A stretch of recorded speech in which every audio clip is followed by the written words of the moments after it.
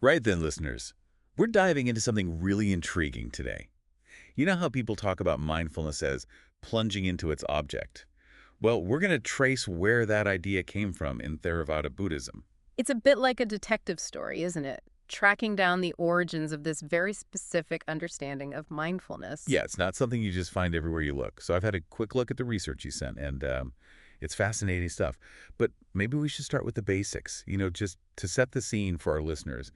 How important is mindfulness in Buddhism, and especially in the Theravada tradition? Oh, it's absolutely central. Mindfulness, or sati in Pali, is the seventh factor of the Noble Eightfold Path, the Buddha's path to liberation.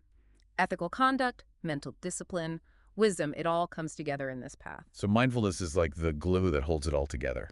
In a way, yes, it's the foundation for developing all the other factors of the path. Okay, so it's clearly a big deal. But when we talk about this plunging mindfulness, it feels like something more than just, say, noticing your breath or something, doesn't it? You're right. Early Buddhist texts like the Satipatthana Sutta, which is a really key text on mindfulness, they describe mindfulness as a quality of observation. It's almost like a scientist, carefully monitoring an experiment, not jumping in to change things. Right, so more of a hands-off approach. Yeah, that's a good way to put it. It's about paying attention to what's happening in the present moment, but without immediately trying to interfere or control it. But then where does this whole plunging idea come to play? It feels almost the opposite of that sort of patient observation, doesn't it? It does, doesn't it? And the roots of that shift in understanding are really fascinating. They're actually linked to the Abhidharma, which is this, well, it's a whole collection of texts that came after the early Buddhist discourses. Ah, the Abhidharma. I'll be honest, I always find it a bit dense, all those lists and categories. It can be a challenge, that's for sure. But it played a really important role in systematizing Buddhist teachings.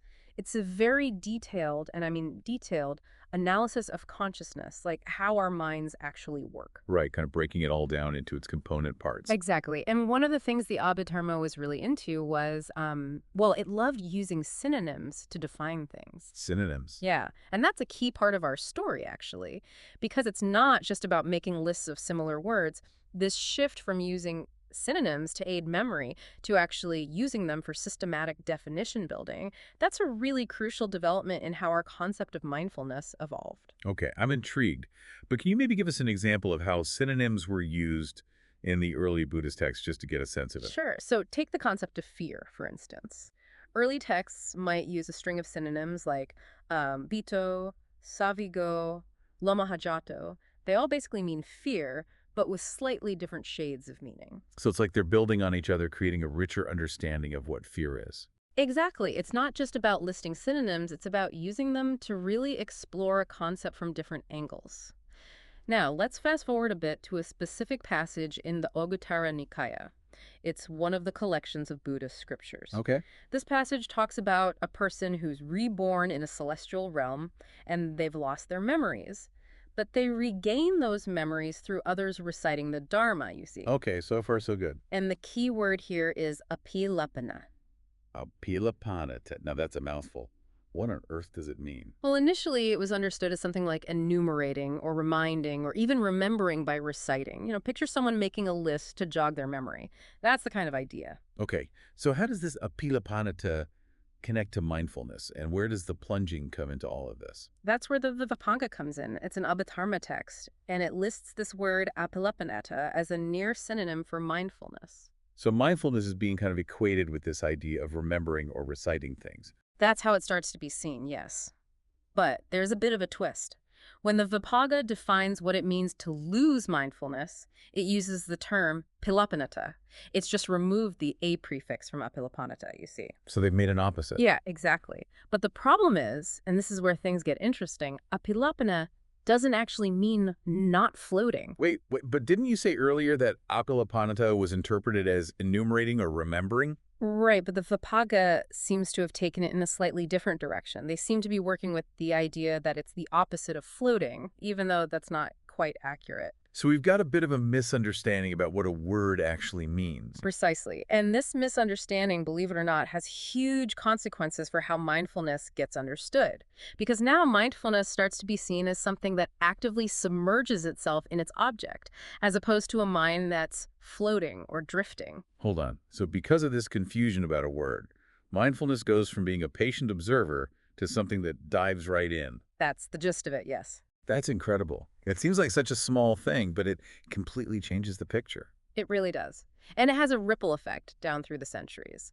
But to understand how this new plunging mindfulness actually makes its way into practice, well, we need to jump ahead a few centuries to early 20th century Myanmar.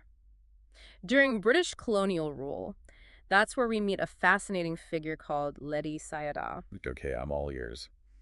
Who was this Lidi Sayadaw? Well, he was a scholar monk and a real visionary. He saw that Buddhism in Myanmar was having a bit of a tough time under colonial rule, and he wanted to revitalize it. I can imagine that must have been quite a challenge. So what did he do? He did something pretty radical for the time he started teaching Abhidharma to lay people. You see, at the time, it was thought that if Abhidharma disappeared, Buddhism itself would decline. So teaching it was a way to strengthen the faith. That's actually pretty clever. Make the teachings accessible to everyone. Exactly. But it wasn't just about intellectual study. Alongside the Abhidharma study groups, Ledi Sayadaw also taught insight meditation, or what's known as Vipassana.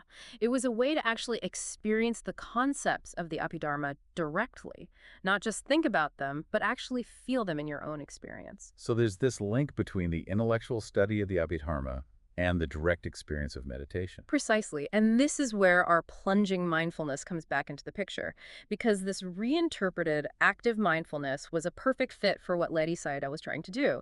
It was a way to bring the Avitharma alive, to make it something you could actually experience. Wow, it's amazing how this is all coming together.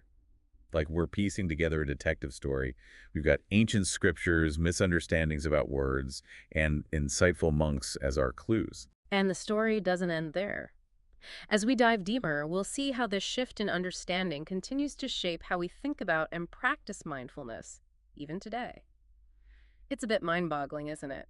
How a shift in the meaning of one word can have such a ripple effect. Centuries of Buddhist thought and practice, all stemming from this little linguistic twist. And even how we understand mindfulness today, it's all connected. Something I've been thinking about is how, Ledi Sayadaw was teaching both Abhidharma and Vipassana meditation, right? That's right. But they seem like quite different things. The Abhidharma is very intellectual, Yeah. analyzing the mind and all that, whereas meditation is more experiential. How did those two fit together in Ledi Sayadaw's teachings?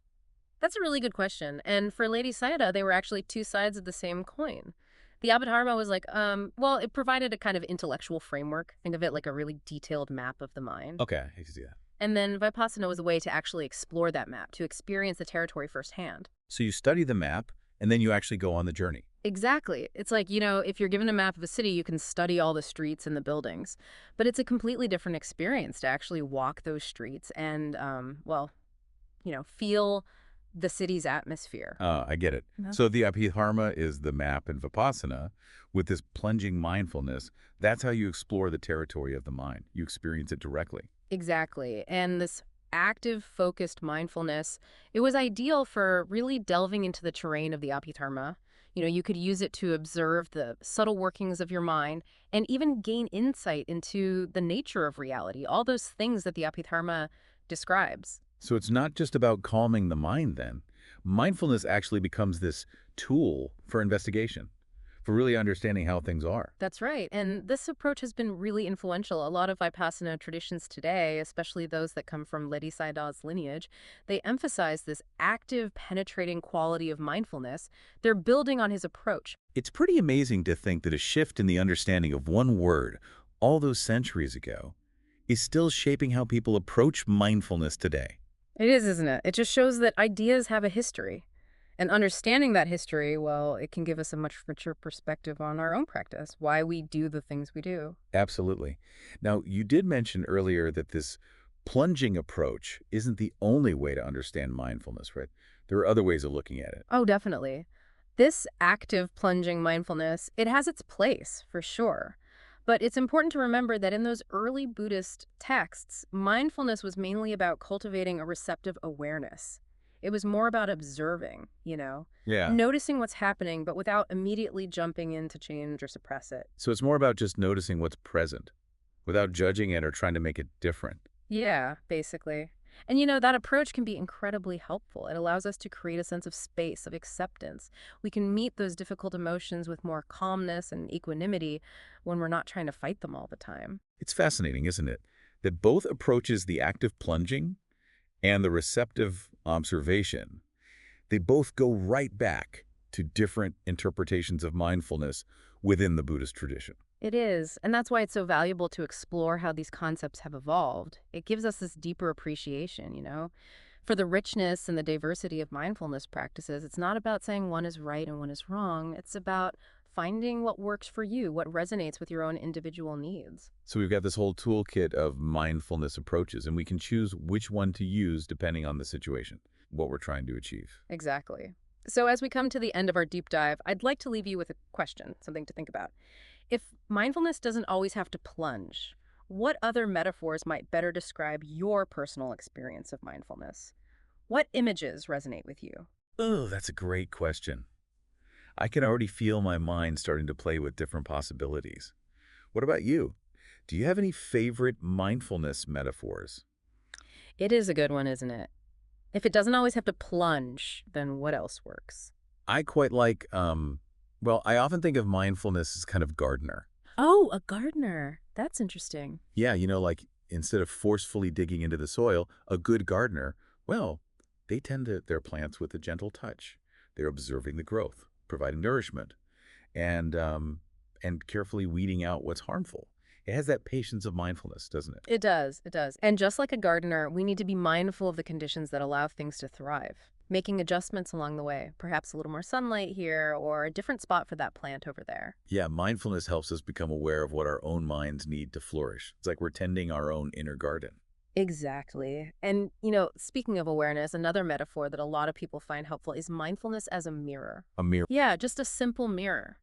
Because a mirror just reflects whatever is placed before it, right? Without distortion, without judgment. I see. So our minds become like a clear mirror, reflecting our thoughts, emotions, and sensations without getting caught up in them. Exactly. And just as a mirror doesn't cling to the reflections that pass over its surface, well, mindfulness can help us observe those experiences without grasping or aversion, without pushing them away or holding onto them too tightly.